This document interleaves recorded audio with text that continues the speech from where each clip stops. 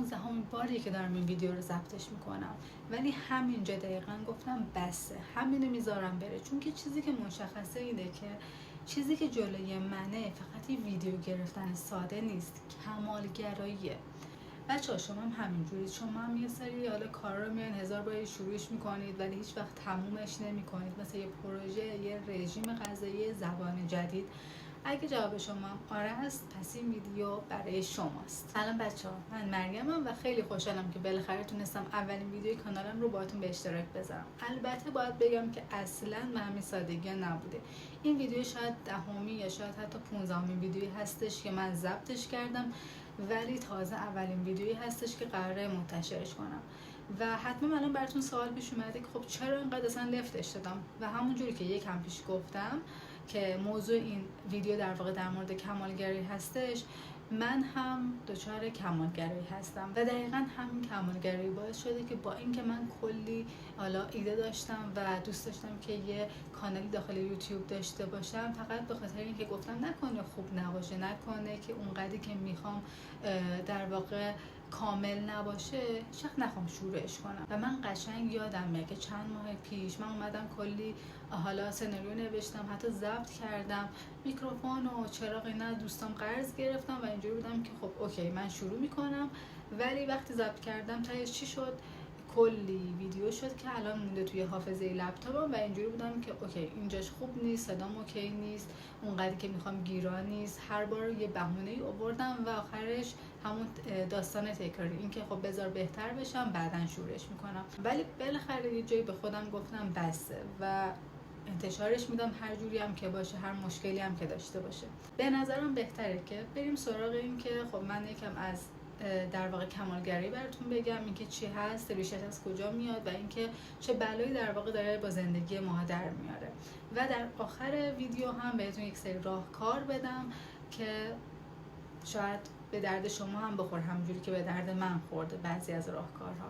من بخوام کمالگرایی به زبان خیلی ساده بهتون توضیح بدم، یعنی اینکه ما یک سری استانداردهای خیلی بالا و غیر واقع بینانه داشته باشیم و اگر بهشون نرسیم احساس میکنیم که شکست خوردیم یا ناکافی هستیم، یا اینکه اغلب در واقع ما به جای اینکه بخوایم تلاش کنیم برای بهتر بودن، بیشتر در مورد ترس و اون سرزنش و شرمندگی داریم فکر میکنیم و یه جورایی که انگار ما یک منتقدی داریم داخلمون که همش داره بهمون میگه اینم که نشد، بهتر از این میتونستی باشی و از این موارد. ولی چیزی که ما باید بدونیم اینه که کمالگرایی همیشه بد نیست.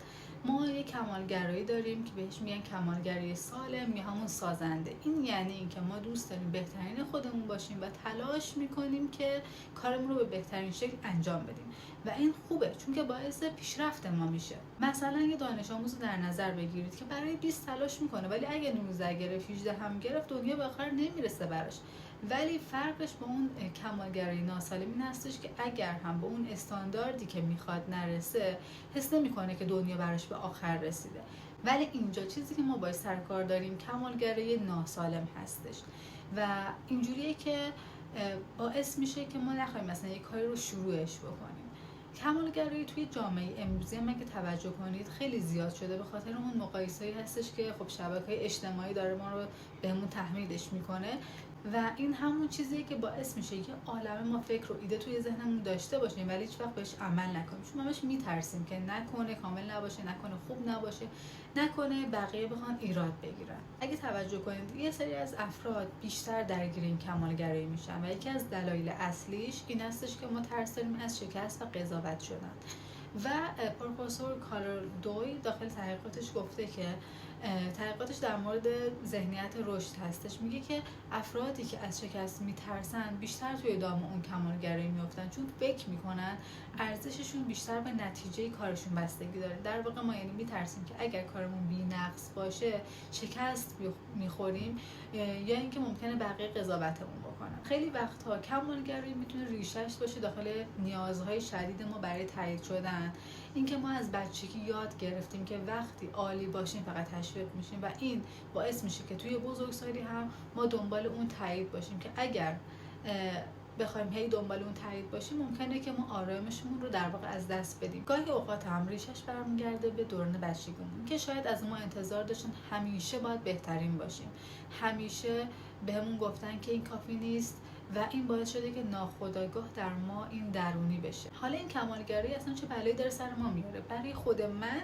که به شخصه این که چند ماه طول کشید که ضبط کنم، مثلا هدفم خیلی عقب افتاد و هیچ کدوم منتشر نکردم، ولی برای خیلی‌ها باعث میشه که حتی تا آخرین لحظه کاراشون رو به تعویق بندازن و هیچ کاری انجام ندن. و چقدر از ما هستش که من میبینم از دوستانم دور و بریم که یه سری ایده های خیلی خفنی دارن و هیچ کدوم انجام نمیدن و باعث اهمال کاری شده داخلشون و این هم یکی از نتایج خیلی بدی که داشته. وقتی همیشه ما دنبال بی‌نقص بودن باشیم، ما سطح استرسمون رو میبره بالا. و فکر کنید که چقدر این میتونه استرس‌زا باشه وقتی هر لحظه ما داریم به این فکر میکنیم که و نگرانیم که نکنه اشتباه کوچیک انجام بدم و این کمالگرایی ناسالم میتونه ما رو به اون افسردگی و کاهش عزت نفس ما رو برسونه. و چون که ما اون استانداردهای غیر واقع بینانمون خب طبیعتا قرار نیست برسیم، خودمون رو هی سرزنش میکنیم و هی احساس بی‌ارزشی میکنیم در کنارش. حتی توی روابطمون هم این تاثیر میذاره. وقتی از خودمون هی ما انتظار داریم که بی‌نقص باشیم، ناخودآگاه از بقیه هم این انتظار توی ما میره و اینکه باعث میشه که روابطمون برامون خیلی سخت و طاقت فرسا بشه.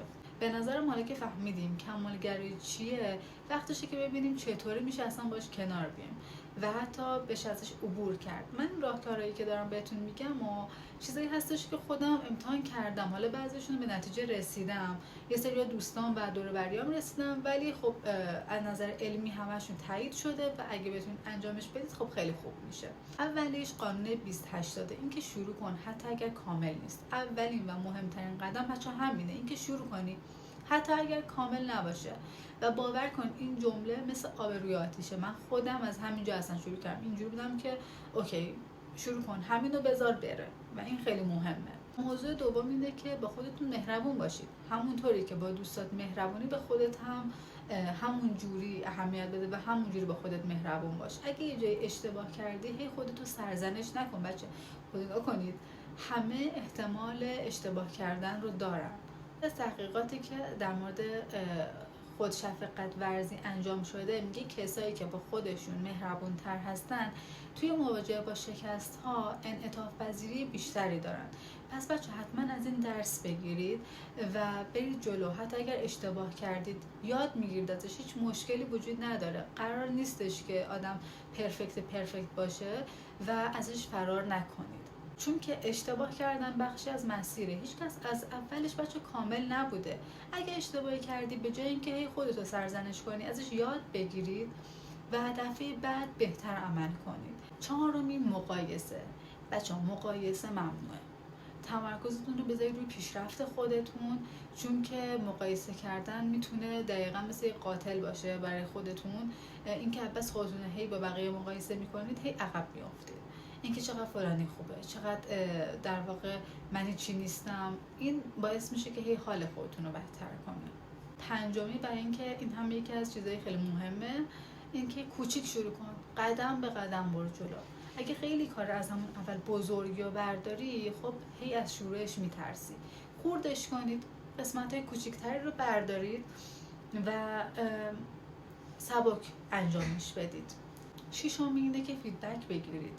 اینکه یک فردی رو انتخاب کنید که منتقد خوبی باشه ولی منتقد سازنده، نه اینکه بخواد قضاوتتون کنه از ایراد بگیره.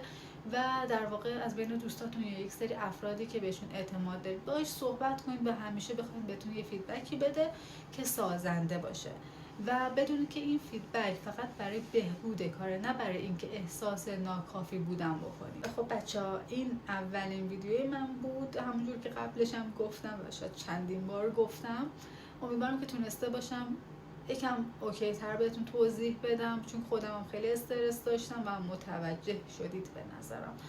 ولی به نظرم که اینو فقط میتونم بهتون بگم، بهترین راه برای مبارزه با این موضوع اینه که شروع کنید، ادامه بدید و حتی اگر که خیلی هم اشکال داشتید، استرس داشتید مثل بنده، ادامه بدید، چون هیچ کس کامل نیست، هیچ کس بی‌نقص نیست و اصلا همین ناقص بودنه اوکیه، هیچ مشکلی نداره و بهمون اجازه رشد میده. بچه‌ها اگه شما هم تجربه در زمینه کمالگرایی دارید حتما برای من کامنت کنید. اگه موضوعی هم هستش که دوست دارید که در موردش صحبت کنم حتما برام بنویسید و اگه ایرادی، انتقادی، هر چیزی هست بنویسید. و بچه‌ها یادتون نره لایک کنید، سابسکرایب هم بکنید و منتظر ویدیوی بعدی من باشید.